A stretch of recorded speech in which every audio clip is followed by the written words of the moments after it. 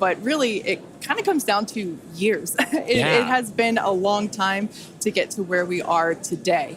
Now, fast forwarding a little bit, we have the opportunity to hold, if necessary, at 40 seconds, and we are able to hold there for about 15 minutes or up to 15 minutes and still be able to lift off. Yeah, and that's a little bit different from Falcon for the propellant sequence on Falcon that we don't have the opportunity to hold. So that's a cool new capability on Starship. Yep.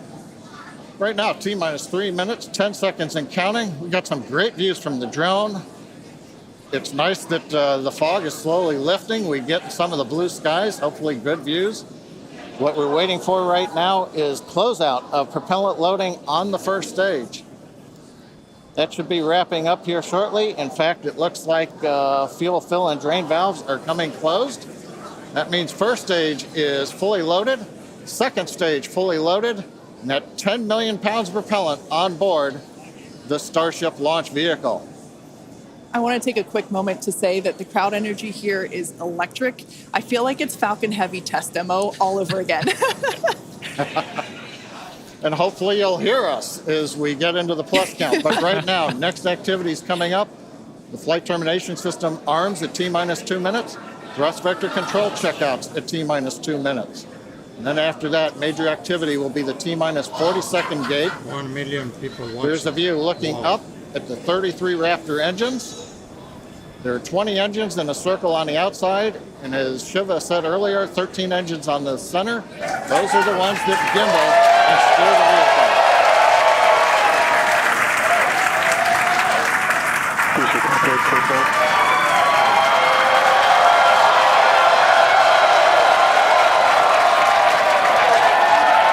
I don't think I've ever seen someone so excited for TVC wiggles. Let's go, baby. Love this view. These are the 33 Raptor engines at the base of the super heavy booster. I think we can see those wiggles now. We're currently inside 90 seconds. Next major activity, T-minus 40 seconds. That is a gate, a decision point. We're waiting. Possibility the propulsion team may need a few minutes. Flight termination system is armed for flight. We're getting ready for T-minus 1 minute and counting. Note, T-minus 1 minute and counting. 1 minute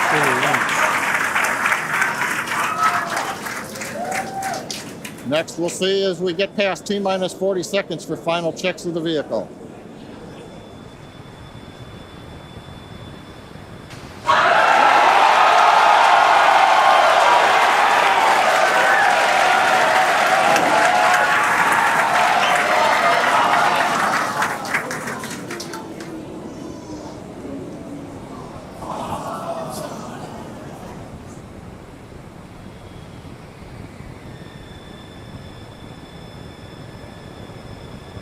Okay, you can see the clock is recycled.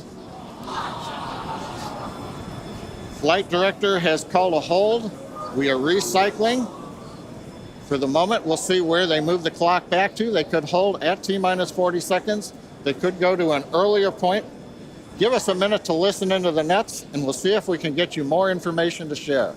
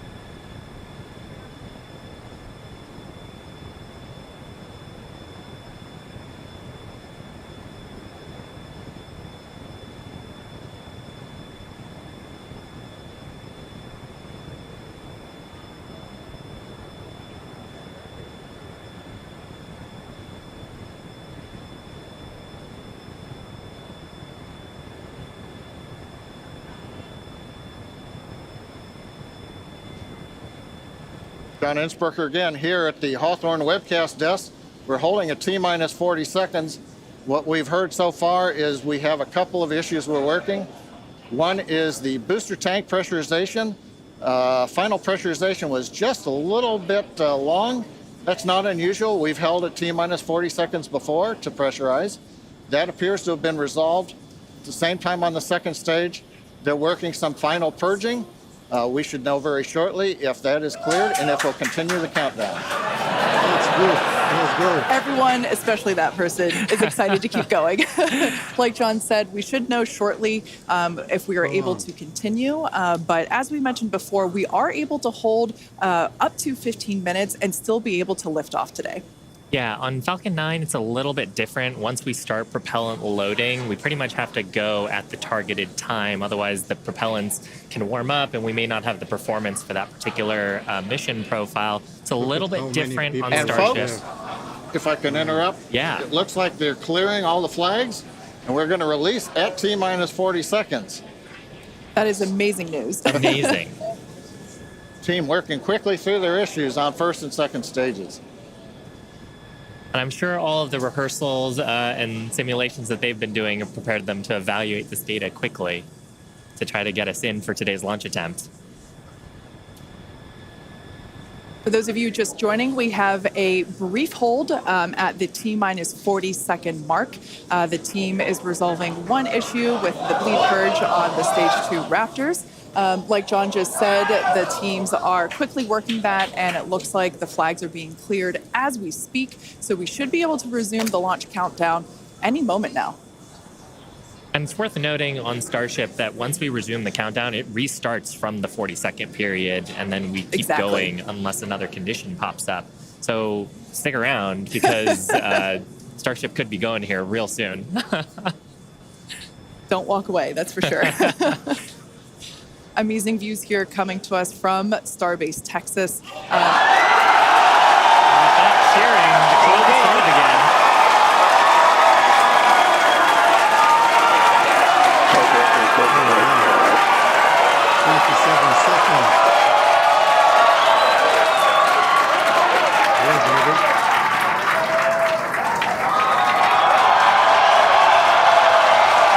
T-minus 15 seconds.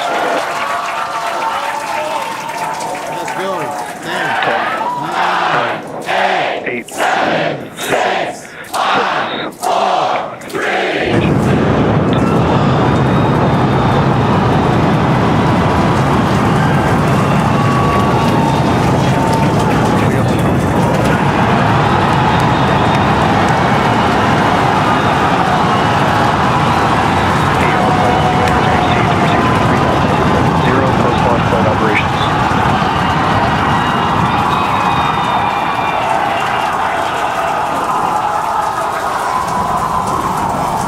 Booster chamber pressure is nominal. 2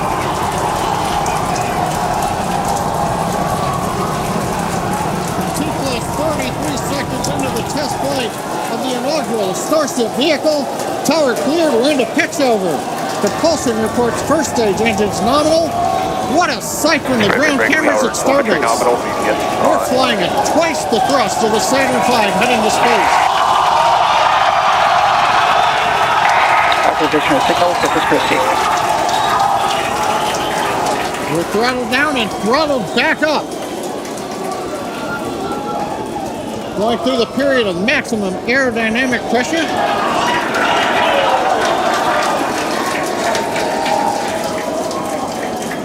As the velocity increases, the density of the atmosphere is decreasing. Max Q. Lessening stress on the vehicle. The call out, max Q now.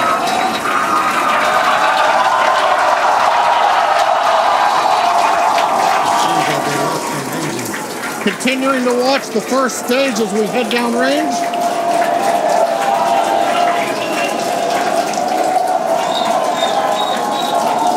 "100 seconds into flight. Our next major activity is going to be shutdown of the first stage. The Houston tracking station now acquiring the vehicle. With shutdown, we will get separation of Starship from Super Heavy and ignition of the Starship engines. When Starship separates, we light up 6 engines in a staggered sequence. And if all goes well, those 6 engines will burn for almost 6.5 minutes. Onboard view from Starship. And there's views of the Raptor engines on the second stage as we prepare for stage separation. Now, after stage separation, the first stage will flip and begin a boost back maneuver for landing in the Gulf.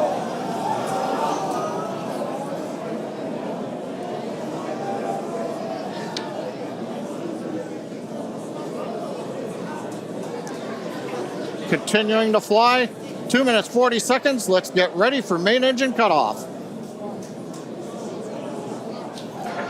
Booster engine cutoff. Beginning to flip for stage separation.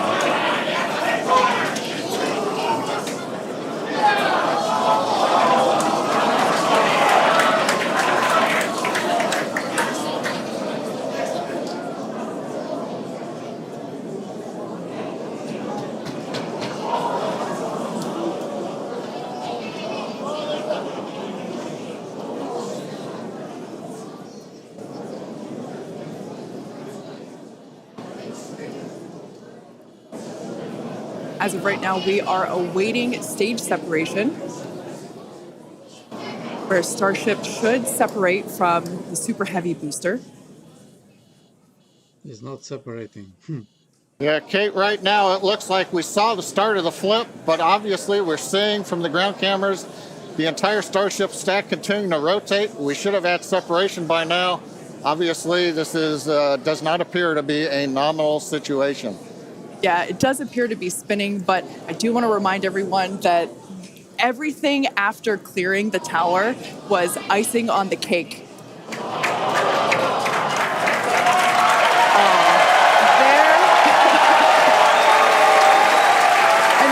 As you saw, as we promised, an exciting end to the Starship inaugural integrated test flight.